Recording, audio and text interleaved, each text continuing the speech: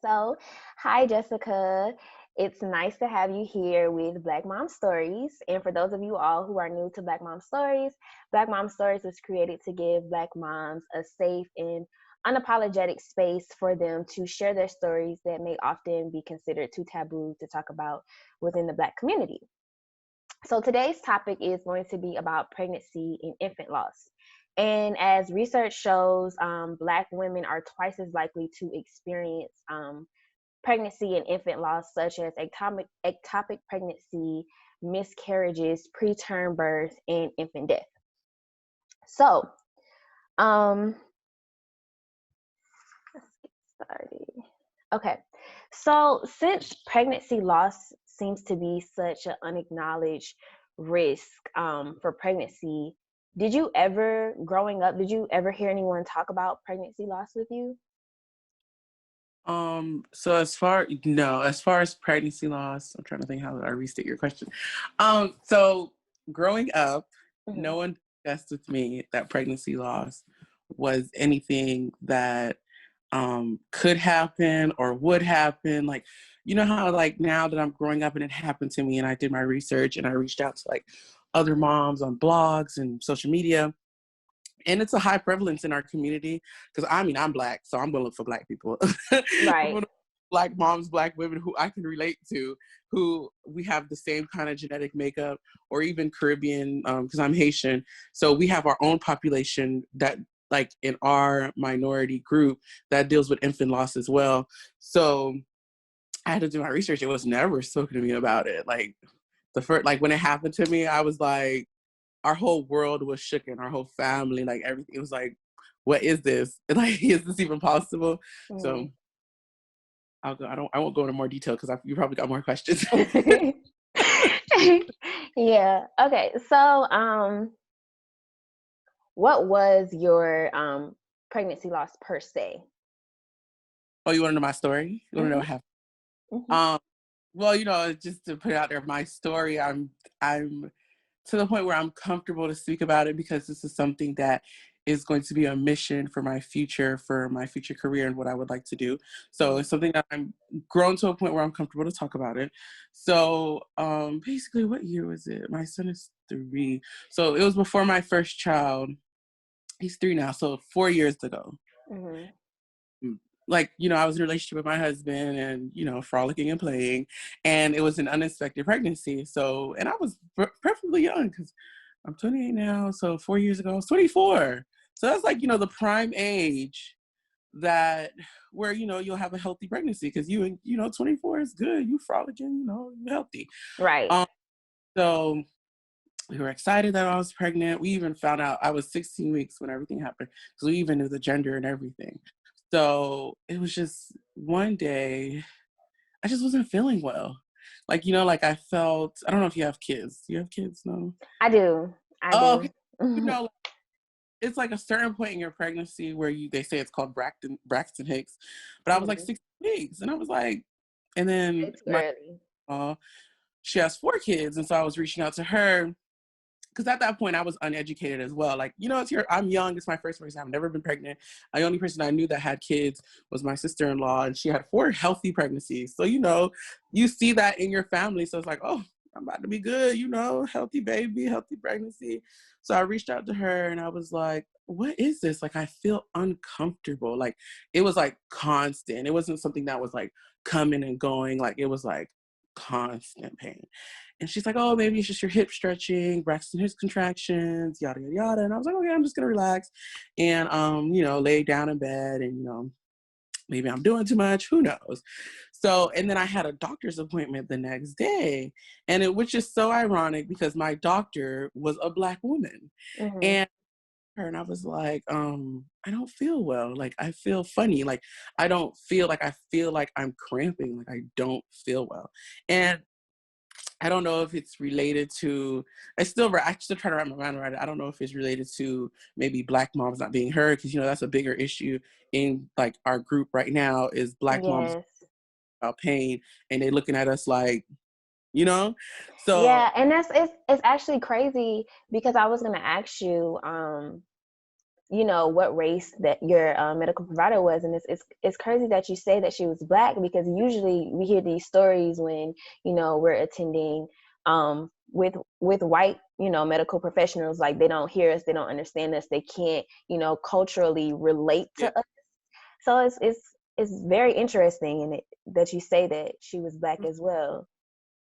Um, for the most part, now that I'm looking back, now I have two kids, and the providers that I have now, I can look back and say, as a doctor, I feel like she was very lazy. Mm. Um, okay, we're not here to criticize her, whatever. So, you know, I told her, I was like, I'm feeling crampy, like if something's not right, and she just brushed me off. She was like, oh, you know, it's just practices contractions, and you'll be fine, and just rest. You know, the same stuff they always tell you: rest, Mhm. you're pregnant, just relax. So literally like so literally that same like later that day I was still feeling crampy, and then the next morning is when it was like all hell broke loose. Like I was like, oh, like now that I'm looking back, I was in labor for 2 days. Basically I Oh was in wow. days. um and I was like, oh my god, like I was throwing up. Like, you know, after like 16, once you get in your second trimester, you're not really supposed to be throwing up like that unless you Mm-mm. hyperemesis gravida or whatever the medical term is. I'm not a doctor, just a nurse. Well, I'm not just a nurse, but I'm a nurse. um, so like I was throwing up, like I couldn't keep nothing down. Like, and then I was as well, I was going number two. So I was throwing up and going number two at the same time, which is a bad mix. That means Mhm. something, like especially with pregnancy, it's something's going downhill when it comes to that. So I called my doctor's office and I was like, this is an emergency. Ugh, girl, like had me on hold and was like, come to the office. So me being young and dumb, I was going, and somebody told me to go to the emergency room, but I didn't go. I was like, okay, let me go to the doctor's office. So I go, and then they got me in there sitting. I was in there sitting for like 10, 15 minutes. It felt like a lifetime. Wow. Mhm. And I remember I like sneezed, or I think I almost threw up again, and it was like a gush of water. And I was like, what? Like it wasn't like a gush of water. I was like leaking. And I was Mhm. like, but you know how sometimes when you're pregnant, you pee, when you sneeze, you pee. Yeah. I was like, what is this? But I was in pain. So I was like, something's wrong. So I was like, forget this. I'm going to the hospital because the hospital is right around the corner. Mhm. I get to the emergency room, and immediately, like, I'm like doubling over in pain. Like, the lady's like rushing over with the wheelchair. She's rushing me upstairs or whatever. And then there's another thing that plays into it. Like, the emergency room did great. They brought me upstairs, but then they stopped me at the desk to freaking register me. Only in America. What's your insurance? I'm Wow. like, Yeah. Yeah. okay. Like, I'm not gonna say the hospital name. I will never step foot in that hospital. Even me as a nurse, I will never work there. Don't even look twice their way. Anyways, so she's like, they stopped to register me, and I was like, I'm in so much pain, I can't even speak right now. So I get into a room, and it's like everybody's scrambling around trying to figure out what's going on. Hook me up to the monitor, and I'm just like in so much pain, I couldn't even stay still. It's my first time being pregnant, and I'm like, Right. so much pain at 16 weeks. But everybody grows up knowing that a baby needs to cook for at least 9 months. You Mhm. know, I'm like, oh my God. Next thing you know, like they were monitoring the baby, and everything started calming down, and then it just picked right back up. And then I threw up again. And then when I threw up again, my water broke. Like I was like, everything, the whole sack, everything was literally how you saw on TV when people water break.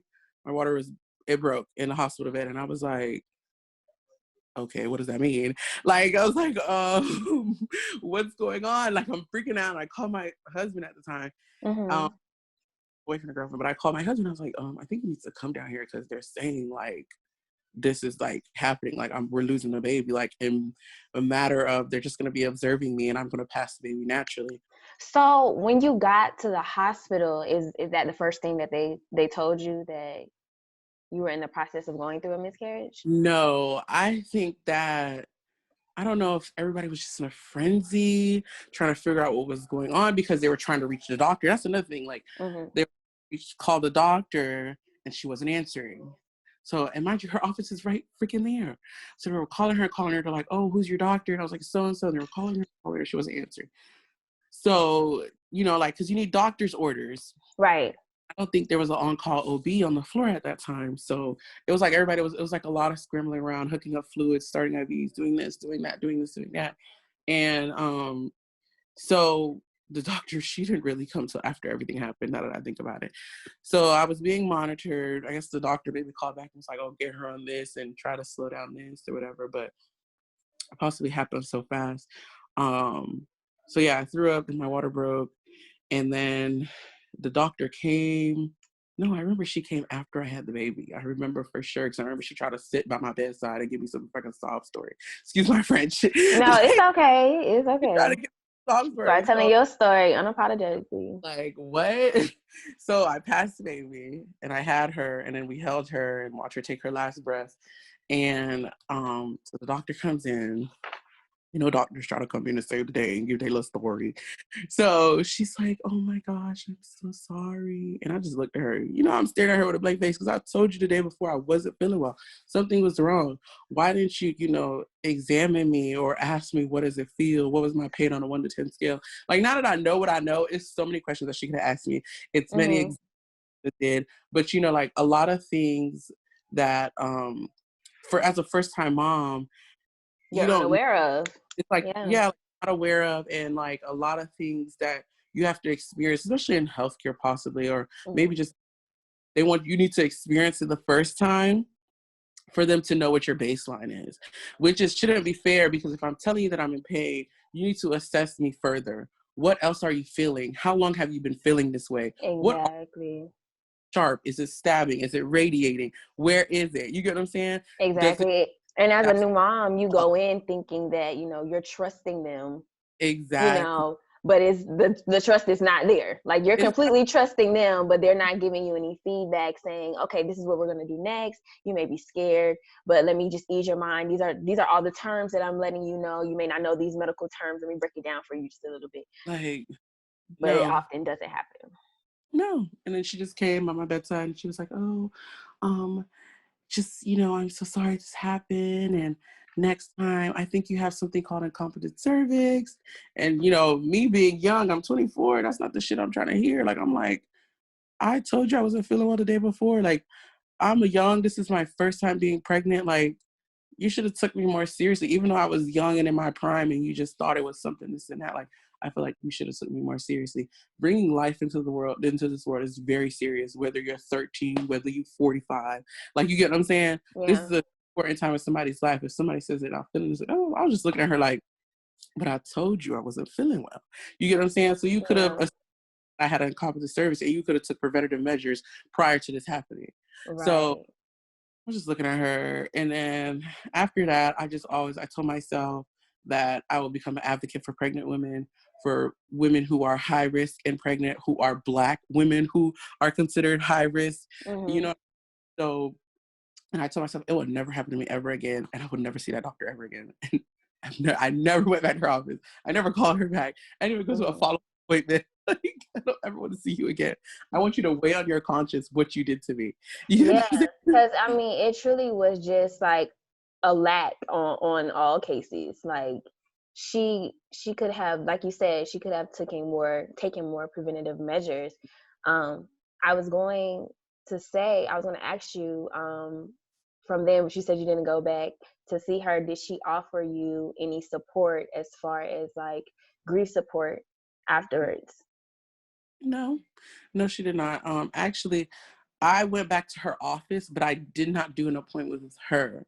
So, Mm-hmm. um, but the whole office didn't provide any grief support. Like when I went to like my 6-week checkup, the only person that I felt something from was like the nurse who was with me my whole pregnancy. She like gave me that look like, oh my gosh, I'm so sorry. And I just looked at her, you know, like I'm not blaming you. She wasn't even a nurse. She was like a medical assistant, you Mm-hmm. know. It was like nobody else reached out. And then when I had a follow-up appointment with the doctor's partner, and she was just like, oh, you know, the same thing they tell you at 6-week checkup, yada yada yada.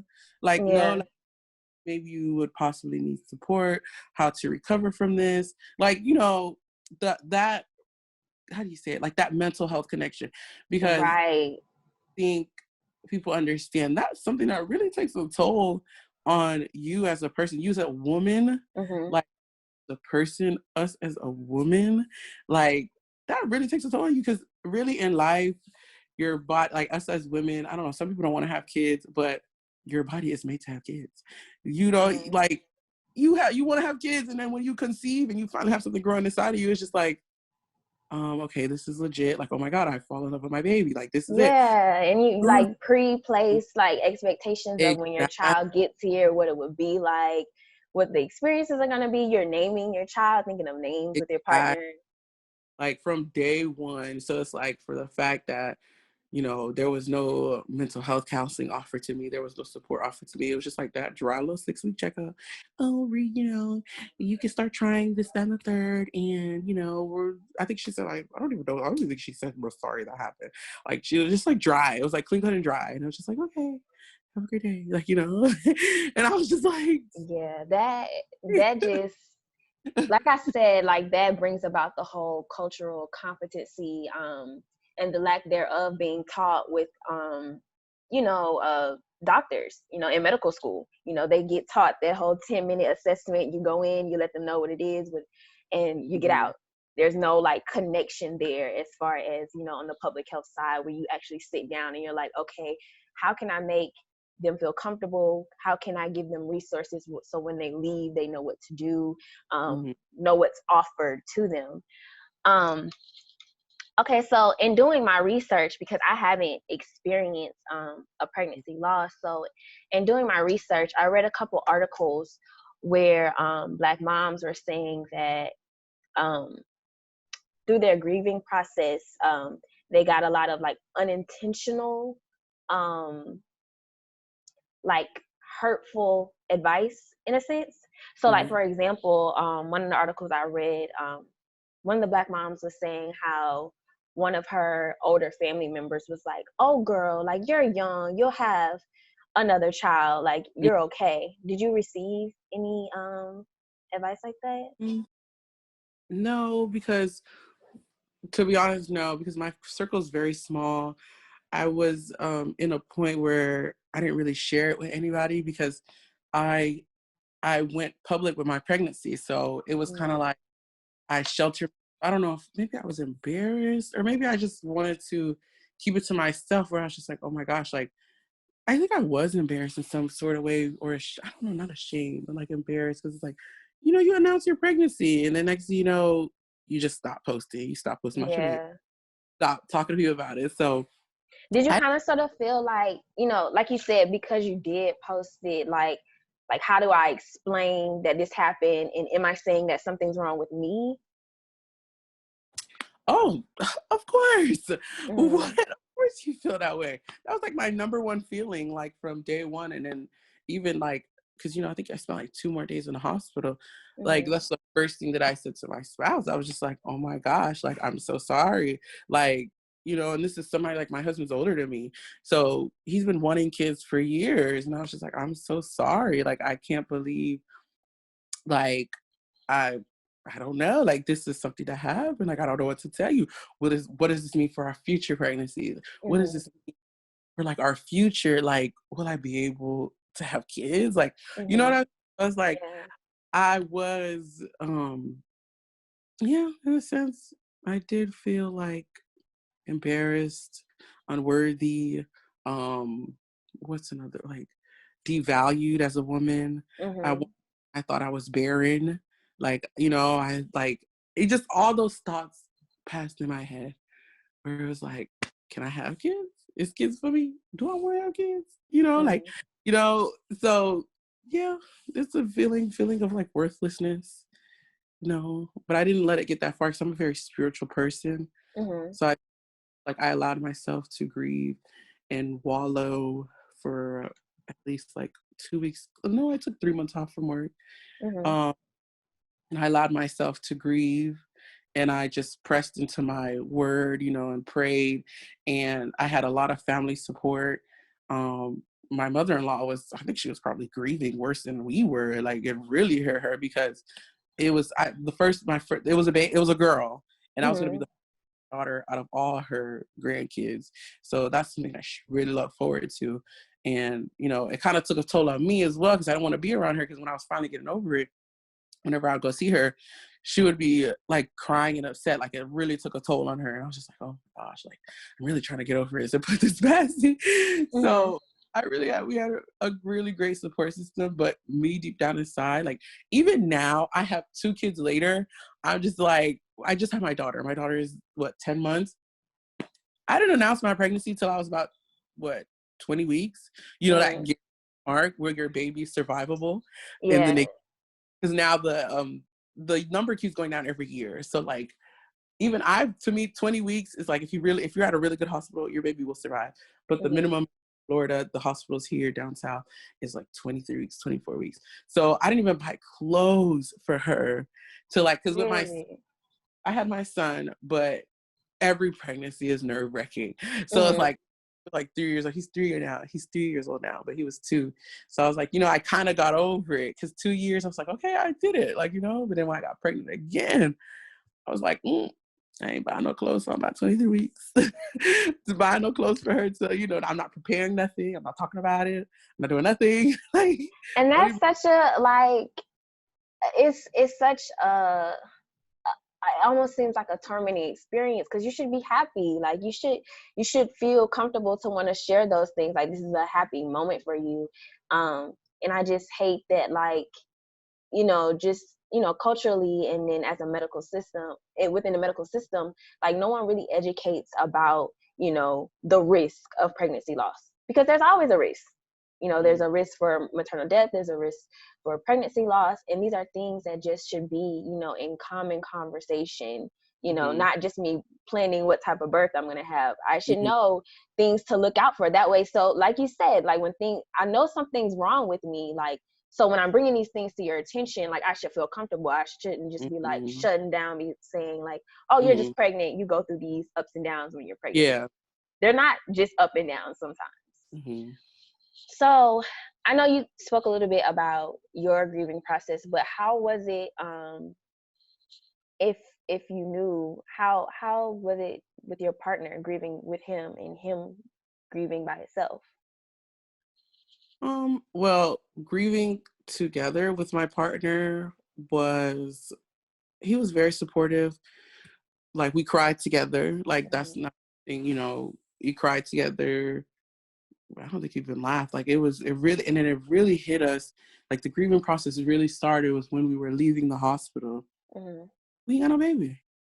I remember her rolling me downstairs and I was like, I'm leaving with no baby. Like I came here pregnant and I'm literally, because that's like things you got your going home outfit, you got Mm-hmm. your fresh car seat, like they're rolling you down. Like every time you see moms, I don't know if you ever like worked in the hospital, you see moms rolling down with their baby, their spouse, and it's like, oh my baby, first time die. And it's like, you're leaving and you're like, there's no baby with us. Like you look at each other and you're just like, I remember bawling. We bawled together. We cried together. Like, and then it's got to a point where it's just like, we need to stop because I knew that it would make a rift in our relationship.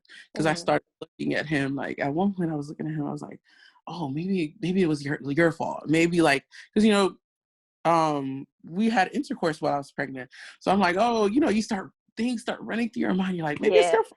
Maybe we should never have sex. Like maybe we should just have stayed once I found out I was pregnant. Or, and then in turn, like I was looking at him like that. And I'm like, well, maybe he's looking at me like, well, it's your fault. You're the woman, you're supposed to carry the baby. Like, you know what I mean? So I automatically shut those thoughts in my head down and we moved on together. As far as him grieving alone, I think of course he grieved on his own and he found a way to get over it. I don't think he's ever expressed to me like, because we talked about it a lot amongst each other. So I don't think he ever felt alone at any one point. I hope not. Um, but, or maybe he expressed that to when he went out with his friends or something, he expressed Mm-hmm. his, but he fairly moved on past it quicker than I did, you know, because I think because possibly he's more of like optimistic. Women, we have hormones. We and through and we sit on the pot and we start, Mm. you know what I'm saying? And men are just like, he was just like thinking I should be thankful for that. Like he was optimistic. He's just like, well, you know what? We're gonna move on. And when they say we can start trying again, we're gonna start trying. You get what I'm saying? And Mm. then that's a whole other thing, the process of starting to try. But I don't know if you have a question about that. So I don't want to talk about it. I'm getting there. I'm getting there. So, in the time before you all started again, Mm-hmm. like, did you often see, like, other people, other women, going through their pregnancies, and did that trigger you back Oh my to? gosh, because when okay, how do I rephrase your question? Because yes, you did. Yes, it did trigger me when I Yeah. saw other women with their children. And also at the same time, after I lost my child, my Mhm. sister got pregnant. So it's like, and we're like very close. We're a very close knit family. So it was like, I'm not saying I didn't have any animosity towards her, but it was just kind of like, I think I just like, how do you say, like, I closed off. Like, it was like, I was like glazed over. It was just like, oh my gosh, like, you know what I mean? Like, how do you feel? Yeah. It's like a stab, like, oh shoot, like, like, like everybody's having kids and I just lost my baby. Like, Yeah.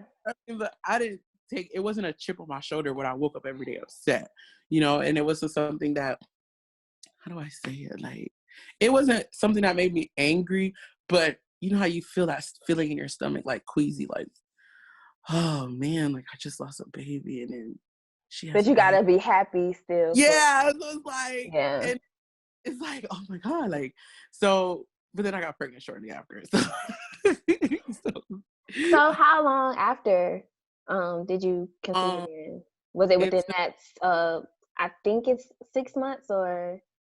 no, she was like, we could wait 3 months. Okay. So I think we waited 3 months. How long did we wait? I don't know. How long did we wait after we started trying for Aiden?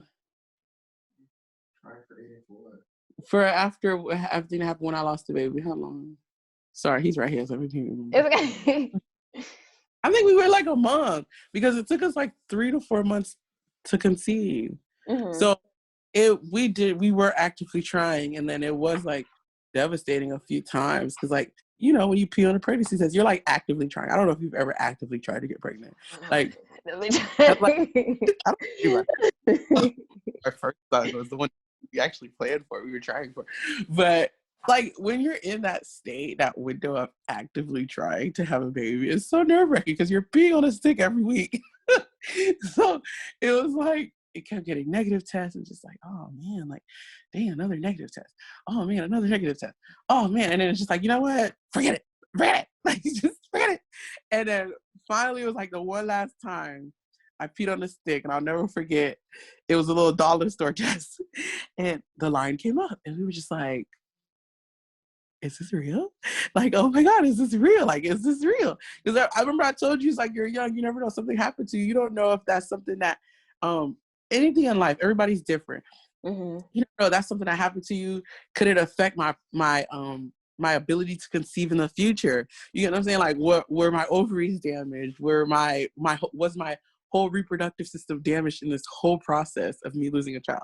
You get what I'm saying? Right. So it's like you don't know. So you're like trying because I don't know in the world. Well, yeah, this is a field that you're looking into. There's a lot of women who spend years trying. So it's like I'm like, dang, okay. So like you start counting down. Oh, it's been 1 month, no baby. Oh shoot, okay. Like what's going on? And so it took us about 3 to 4 months. And like I said, I remember looking at the steak and like, we don't believe it. So we ran to the store and go get the expensive. Expensive, the clear blue, the little nice ones, thinking it's, Right. you know. So I remember we took it and we were like, this gotta be legit, because this the expensive test, this legit right here. And it was just like we looked at each other and it was just like a big old smile on our face.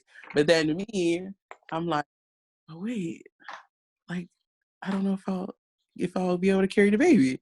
You know what I mean? Mm-hmm. So you're excited and it's just like that dark cloud starts to loom over your head. Just like, I don't know if I could do this, and I don't want to go through this again.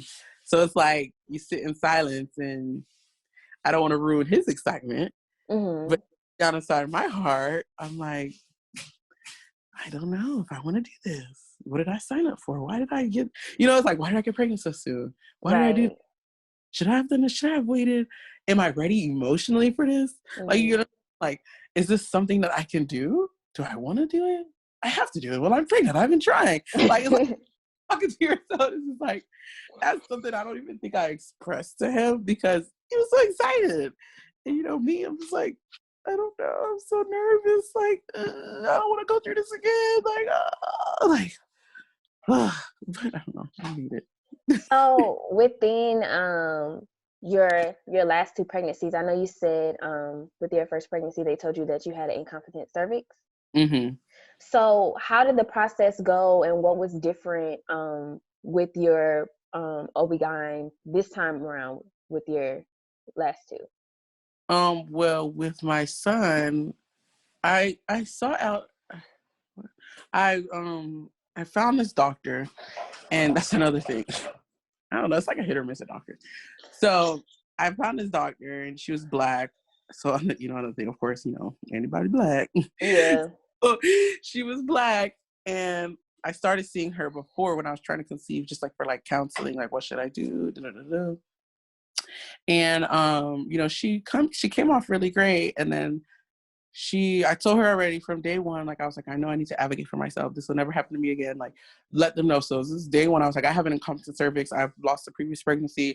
Like, what do we need to do from now? From like, because you have up until like 13 weeks before like things really start to major happen. Like when the baby gets heavy on your cervix. I was like, from day one, what we need to do, because I know I don't want it to happen to me again. Like, what we need to do. So she told me, like, And that's so vital that you did that you went in there and you let them know what was going on, so it just wasn't them talking at you again. Yeah, girl. I told myself, I was like, I said I want to serve as a coach for future women, because I was like, I'm advocating for myself. I'm not doing this again. I'm not going through that emotional roller coaster again. Like, you know what I'm saying? So. Right. What do we need to do? Like, what are my options? These are my options. These are things that I've been researching. I researched like the stitch, the transabdominal stitch, the one that there's one that they go through the vagina, and there's one that they cut open your abdomen like a C-section scar, and they can go through there. And that one's more like permanent. And then she told me a new one was a pessary. Like, I don't know. Normally, older people use pessaries when they have like their bladder is like shriveled and no longer useful. It's like a thing that could hold you up, basically. So he So was this would like, be holding you up as you deliver? no, like it holds your cervix, because incompetent cervix is basically when your cervix opens up too early. So whenever the baby gets too heavy, that's like I was saying, you have them to like 13 weeks to deal with it, because after like 13 weeks, the baby starts putting on pounds and you start growing and your sac starts getting bigger, and that weight starts pushing down on your cervix. So in my scenario, once like 13 weeks passes, once that sac starts sitting on my cervix, each week my cervix would probably literally open up by an inch. Like, you know how like as you go, you're supposed to get to like 10 centimeters. Centimeters. I would be like 1 centimeter. Like, you know what I'm saying? So I was like, I need to have a solution by 13 weeks. And even that doctor, she was kind of horrible too, because she's like, oh, I'm just gonna monitor you. So each week, like my cervix was opening up a little by little. She's like, oh, it's still in the safe zone. Oh, da, da, da. Until it was like I was 25 weeks, and she's like, we kind of have to take an intervention right now, but now you're high risk if we do a stitch, because I may break your water, or we could do the pessary. And I was just like, I looked at my husband. I was like, what should we do? Like, I don't want to. I don't know. I didn't know what to do. See, that's like every pregnancy is like a learning curve. And I was like, I didn't know what to do. So I opted for the pessary, and it worked because I delivered vaginally, but I did have complications. So yeah. Then with my daughter, that's when I was like, okay, no, I'm not doing that pessary again. Y'all gonna sew my cervix closed. What were the complications with the pessary?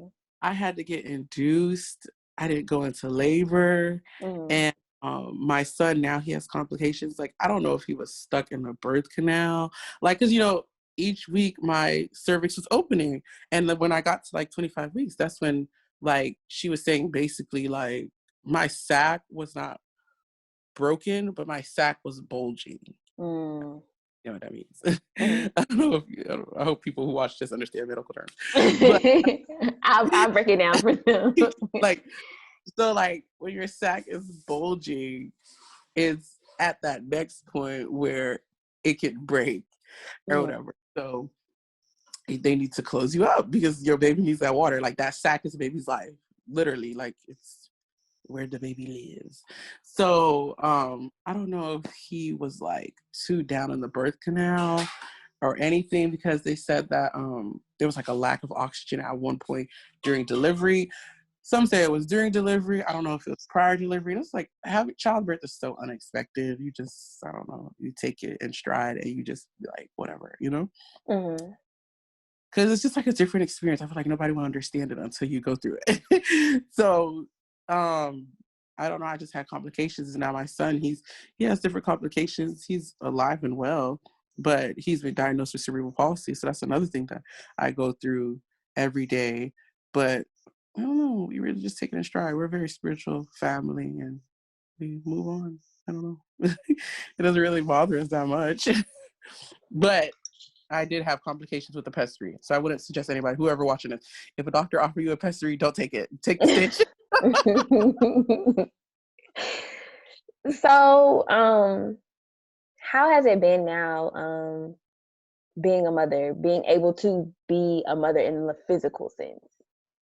Oh, it's very rewarding. And I'm thankful for, like, how do I say? I guess I'm thankful for my journey, the Mm-hmm. process that I went through, the journey that I went through, because it's made me stronger as a mom.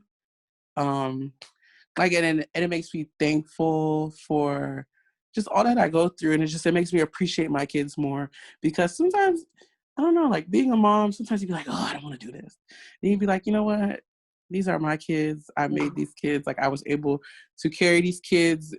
There's some people who can't conceive, so I always look at the bright side of things. Like, I'm just thankful and grateful that my kids are earthside, that I only experienced one loss, because from reaching out to different moms on Instagram and on blogs, there are some people who have like 6 infant loss before they get to the point where they research it's called a cervical stitch, and like a McDonald's stitch or whatever. A cervical stitch, in simple terms, is basically they sew up your cervix. Literally, they take a string and a fish hook and they sew up your cervix with like some strong, it's like a strong, I forgot, she described the material as like a fishing material. You know, Mm-hmm. that wire? Yeah. Um, so it's literally, that's what they do. And they sew you up, and you have to abstain from sex for 9 months. Mm-hmm. But I mean, some people look at me when I tell them, they're like, how did you do it? Oh, I want a baby. So I don't care. You think I'm worried about you think I'm worried about that? Like, I just look at them, you think I'm worried about that? Right. And So I'm so glad that you brought that up about mhm.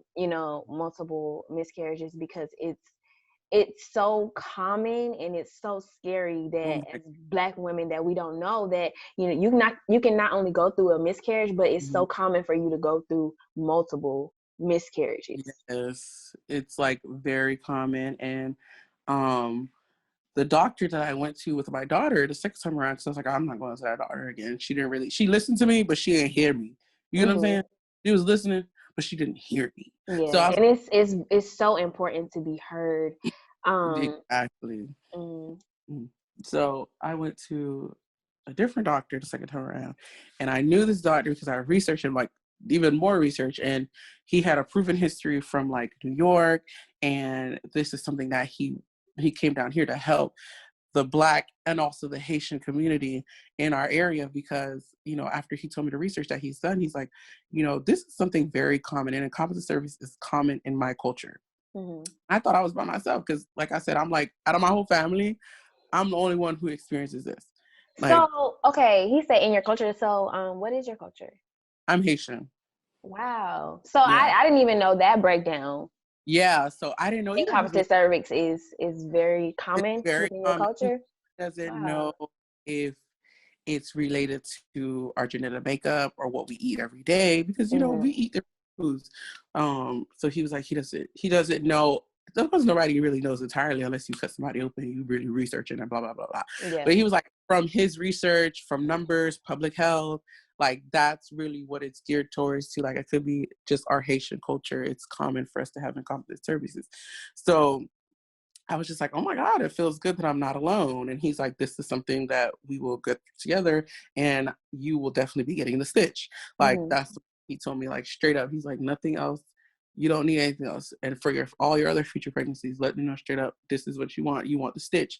And I was like, it's great, because, and then it's so crazy because he's like the head doctor of the practice. I met with the nurse practitioner before I met with him because, you know, you have to do your little consult before you meet the doctor. And I was like, I didn't even care what that nurse practitioner had to say because I was like, I need to speak. I don't know if I can say names. Am I allowed to say names? I don't know. No, don't say anything. Oh, okay. I was like, I met with her, and okay, I'll never forget. Okay, I met with the nurse practitioner for my daughter when I was pregnant. She's just like, oh, of course it's a white lady. She's like, oh, well, we need to do this and that before you say that you want the stitch. We need to make sure this is something. Yeah, girl, you know they little lines. And I just looked at her, I was like, getting a stitch. Either you gonna give it to me or I'm gonna find another doctor. You get what I'm saying? Like, she's like, we're gonna do this and that. And I was like, don't worry about it. So I left out of her office, and when I made my follow-up appointment, I was like, I need an appointment with Dr. So-and-so, not no nurse practitioner, not nobody else, because this doctor is somebody that I knew, I researched in the community who has experience with my population. I was like, I need an appointment with a doctor. I don't know what she's talking about. I need an appointment with a doctor because I know he's the one that's going to advocate for me and help me because and it's crazy how he's a black man. He's a black Yeah, who can't even identify with a woman on like the trials and tribulations of pregnancy. Exactly. It's crazy. He is a black man who, from day one, girl, after he looked at like the sonogram, he was just like, yeah, you're getting a stitch. And I'm sending over the recommendations right now, and you will be getting it in such and such weeks. And we're going to follow up with you, and you're going to be part of our practice. And I was like, you know, why take a black man? You would have thought, you would never know. Even I think the last thing on my mind, I'm like, I can't believe it's a black man this man heard me. Like I said, there's people who listen, there's people who hear you. And he heard me, and he literally, I'm glad my husband was there as well because I feel like it opened up a new door to him understanding what I go through as a woman, like how you got to go through research and how it's people who you would be like, no, you don't need it. And it's like, the doctor, he really sat down and explained everything. That's what he explained. You know, he experiences this a lot with the Haitian women in our community who experience incompetent services. They don't know where to go. Like, you know, they losing pregnancies or having children early, and then their children ending up in a level 3 NICU, and then they end up with deficits when all of this could have been prevented with you get what I'm saying? Yeah. So that's something that he knew and he was experienced with, and off rip, he was like, we already know what needs to be done. And I was like, oh, thank God. Like, look at you, black man. That's amazing. We need more medical providers who can break down that barrier and just like hear me, because we know our bodies better than anyone.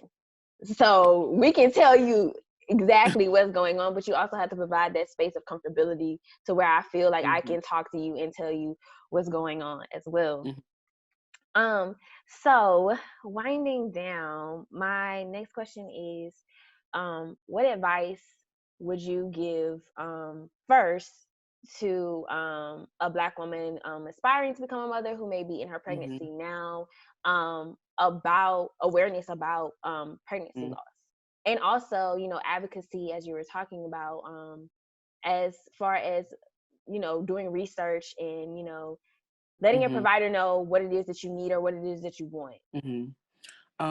The advice that I would give to women right now who are trying to conceive or who are pregnant or aspire to be a mother in the future is the number one word I always use in all capital letters is advocate. Advocate for yourself. Don't let nobody tell you how you feel. Don't let nobody tell you nothing.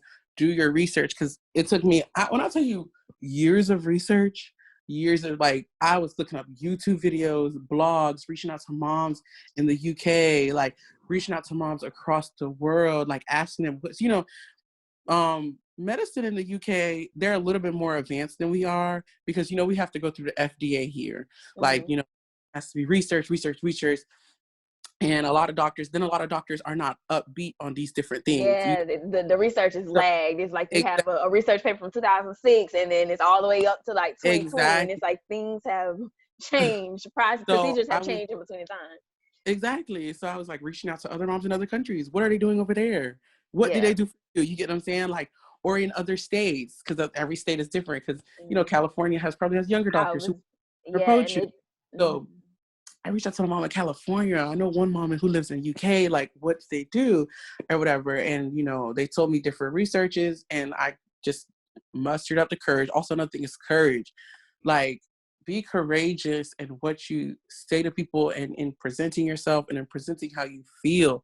Like, let these people know, like, I feel this and that. And I always tell like friends who get pregnant, I always tell them from day one, you never know what your issues are with pregnancy till you get pregnant. You don't know. So I always say to them, you know, this is something that happened to me. I'm not saying it's going to happen to you, but tell them check your cervix. From when you walk in the door, I need you to measure my cervix every week. Period. It's as simple as that. Did you, like, I don't think people understand, even doctors don't understand that. It's as simple as you measuring my cervix from 4 weeks to, I guess, what, in like the beginning, you see the doctor, what, once a month? So once a month, 8 weeks. cervix. And then Compare 16 cervix weeks. to how thick it was the first month that you saw me. Is it thinning? Is it like, you know what I'm saying? Like, is it opening? All it takes is a simple transabdominal ultrasound to measure my cervix. That's nothing. You get what I'm saying? You charging my, you can't do that for me? Like, Because they charging that insurance. girl, so like, I always try to advocate for yourself. And if that doctor say, oh, no, we don't need to measure yourself, find you another doctor. Find another doctor. Listen, that's what, like, people do. You can shop around for doctors. Like, it's women who change doctors 9 months pregnant. You get what I'm saying? Yeah. Like, Yeah. it's possible. And don't, I also chime in on that. Don't let them tell you. I know they say past like 36 weeks, certain No, doctors won't take you. Don't take no, that either. Go somewhere else if need be. Go girl. somewhere else. Somebody's gonna take you. Somebody gonna take you. And then another thing is, no, get all your medical records. Like, some of these offices, wait, hello. Okay, get all your medical records. Like, from day one when they saw you, I don't care if it's one little line on that paper. I need a copy of what you did today. You get what I'm saying? So just in case you do get to 36 weeks, you got your whole stack of papers. You could go to see your new doctor and be like, this is my history. Like, stay abrupt on your history. What happened? What's this? What's that? What test was done? What the results was. Print all. If you don't want to print it out, it's 2021. Keep it on your phone. So if you do want to go to a new doctor, you spitting it You out. have the Like, access to, you know what I'm so you saying? don't have to connect with them and wait on them to fax it over. Yeah. Exactly. Yeah. Because office will be funny and won't fax nothing over to like a day or two. Like, you know what I'm saying? When you have your stuff, because you know, how many times I think with my daughter, it was a practice with like multiple doctors. And so I was like, okay, before I shop around, I'm gonna meet with each doctor and I'm gonna see who I connect with. And I went through about 4 until I found the one and I was like, oh, you my doctor. You get what I'm saying? She's a Jewish white. Like, and she heard me. I literally remember I cried in her office and she was just like, she listened like, oh my gosh, she's so amazing.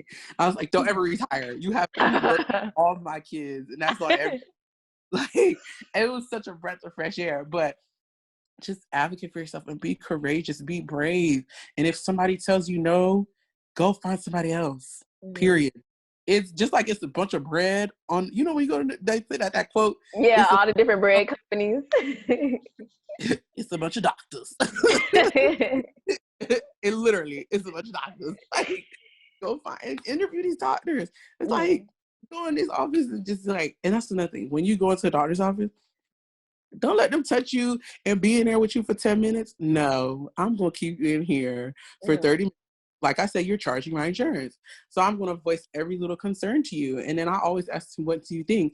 And one thing I always like with doctors, is like, you got to find a doctor that you're friendly with.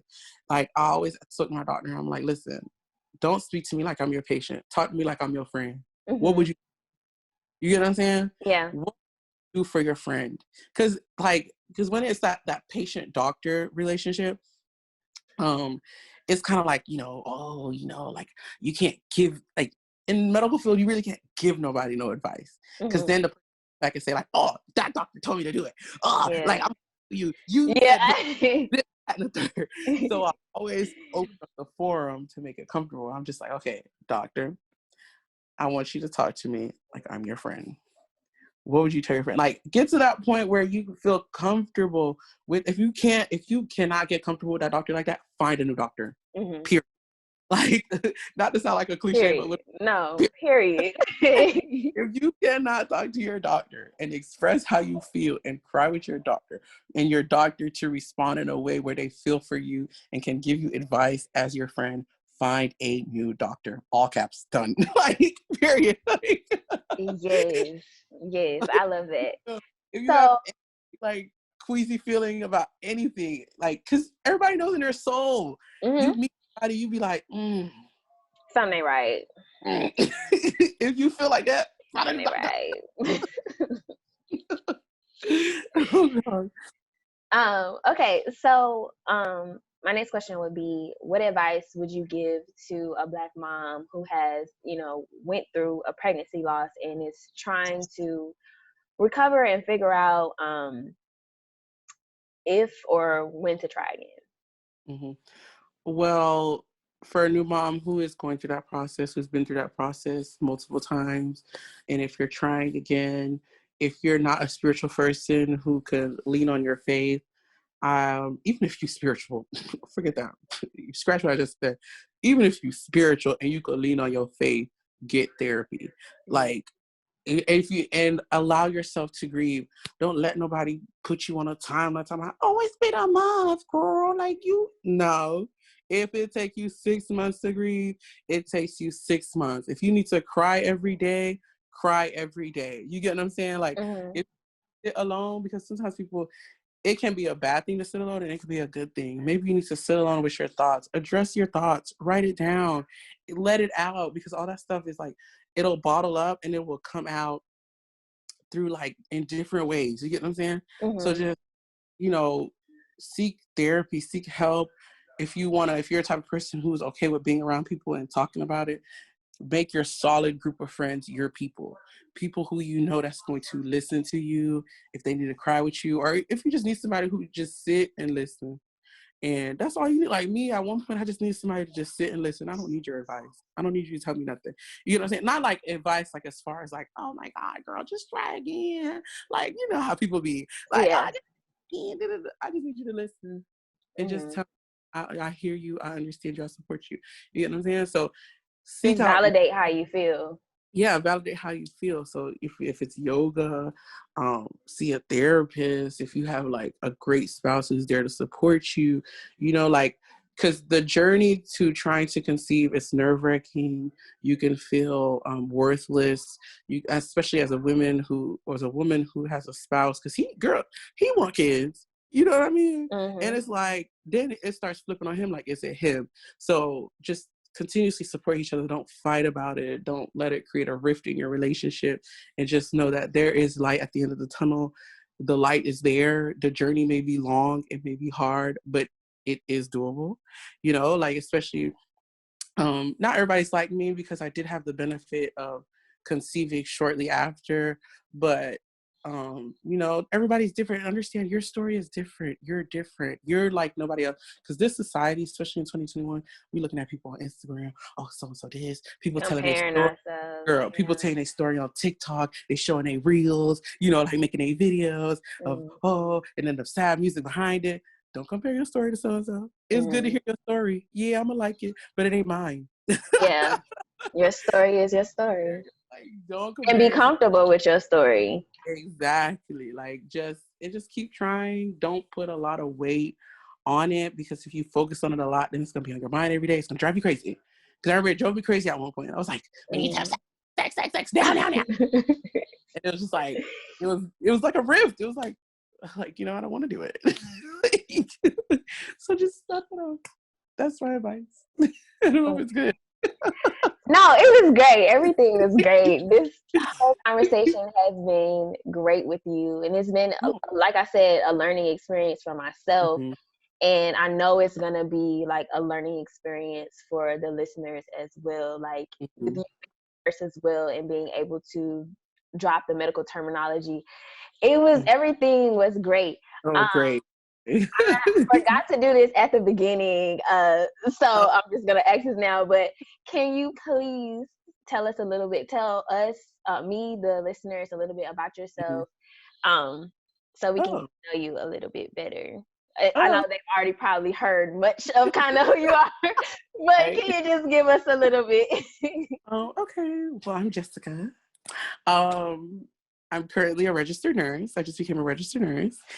This is my second career. So previous to this, I was a teacher. And then I made a transition over to being a nurse. My goals are to be a labor and delivery nurse and to advocate for women at a time where they're feeling most vulnerable and not strong, because I feel like every day women are pushed to be strong. We're on a pedestal, especially Black women. I'm going to focus on Black women because I'm Black. As Period. Black women, our community on a pedestal to be strong. We need to be Mhm. that, right? Mhm. So I feel like, and during a time of childbirth is the time where you feel the least power. You feel powerlessness. Like, you get what I'm saying? Because there's so many things going on around you. This pain is taking over your body. Like, who do you look to? Who do you trust? You get what I'm saying? So Mhm. that's what, like, I want to start off as a nurse. Right now, I'm not in my specialty because in the beginning, you gotta, whatever, that's a whole nother conversation. But I need to get my experience before I get into my specialty. So I would like to become a labor and delivery nurse Mhm. eventually and be that woman in the room who, as you feel like everything letting go and that pain taking over you, you hear my one voice telling you, you can do this. You know what I mean? And Yeah. then in the future, I start my master's in March. I will become a women's health nurse practitioner. And Congratulations. thank you. So I'm continuing on my path to advocate for women, and wherever that journey takes me, wherever the Lord puts me, I would love Mhm. to go to third world countries and help out them, because in third world Oh, countries, they don't got they people don't have the like modern medicine to, yeah. exactly. Mhm. So I want to be that speaking, that walking, sweating image and be like, yeah, you could get the stitch. I had the stitch and it worked. Yes, you could do that stitch. Learn how to do that stitch, and we're gonna do the stitch. Oh You my gosh. know? Have That's like you considered becoming a doula? yes. So I had to do Okay, it for my cause daughter, and yeah, she be like you're everything needed. to do. Um, Actually, my ultimate goal is to be a midwife. Oh, Still be a midwife, but I'm starting little by little. I'm still trying to think like, do I really want to be on call? Because I like my sleep. okay. So it's like in the works. That's the thing with Mhm. doula. I really like my sleep, so it's like, people have babies, whatever. Whenever, So whenever. that's like, I'm like, it's a step-by-step process. I gotta grip my mind around the fact that, I'm gonna have to be there for these women 24/7. Like, I used to text my doula 24/7. You get what I'm saying? Mhm. So it's like, I do want to advocate for women, but I like to sleep. So I'm here for you, but not between like 8 and 7. 8 p.m. and 7 a.m. Oh my goodness. Well, So I'm sure in whatever direction God leads you, it's gonna be great. Like I said, it's been amazing talking with you and getting to know you and more about your story. And like I said again, congratulations on about to start your masters. That's exciting. thank I'm praying for your strength to you. get through the program because I'm I not looking forward to it, but higher it education. must be done. Yes, it must be done. Really, no, because you're needed, and I can just like now, like I can just see, 10 years from now, like you being great in whatever area you can go to. Like Thank it's you. been amazing talking with you.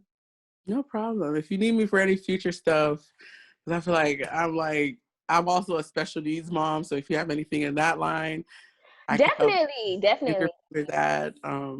Yeah, being a mom, a nurse in the new world of healthcare. If you need any other content, I feel like my life is like an open book. And well, thank you for opening the book up with us. Like, No, thank you so much.